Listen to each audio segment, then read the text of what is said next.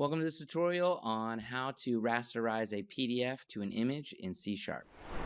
How's it going, everybody? Today we're going to learn how to use IronPDF in C# to change PDF pages into pictures.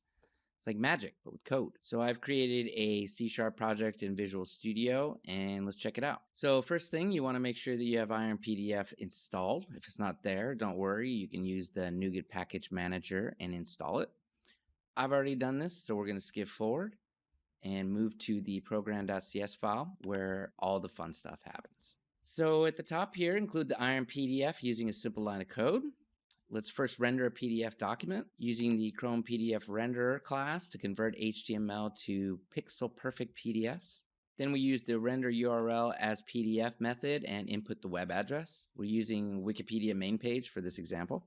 To rasterize it to image, we use rasterize to image files in parentheses. In the first argument, we give names to the images, and this will save each PDF page to individual images. We can do a few more things to change it up here. We can add more arguments to the rasterize to image files method, and we can pick specific pages. We can set image size and format and make things clear with DPI. All right, so we want to check it out now. Let's run the program and wait for the code to do its thing, changing PDFs into images. Okay, it's done processing, so let's go to the appropriate folder where we try to save the image files, and you'll see the PDF images. Let's open the images, and there you go. It's perfect.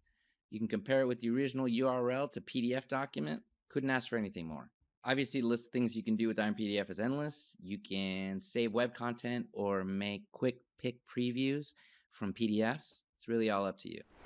All right, we hope you found this tutorial helpful. As always, don't forget to click like and subscribe if you'd like some more helpful tips from Iron Software. And if you're eager to try out the power of IronPDF yourself, we have a link in the description below that'll take you to a trial that you can sign up for, download, install, and have a blast.